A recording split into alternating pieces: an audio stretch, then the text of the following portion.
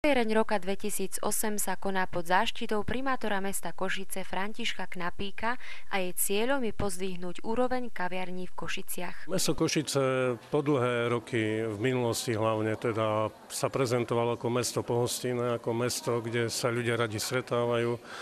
kde ľudia dokážu vychutnať špeciality, gurmánske záležitosti, kde sa vedia pobaviť pri dobrej kávičke a pohovoriť o veciach, ktoré náš život spestrujú.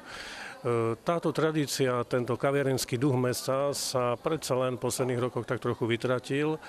Je to spôsobené jednak iným životným štýlom, akýmsi rušným tempom, ktoré ľudia majú vo svojom každodennom živote. Napriek tomu sme si povedali, keďže tých kaviarní a zariadení tohto typu je v našom meste hrozne veľa, že teda skúsme ich zmapovať, skúsme ich zmonitorovať a potom skúsme vybrať nejakú takú, ktorá sa nám bude tak nejak spozdávať, kde skutočne robia skvelú kávu a povzbudiť aj ostatných ľudí z tejto branže, aby sa potom v budúcich rokoch alebo neskôr pridali k týmto iniciatívam, aby takto súťažili a aby sme takto Košičanom opäť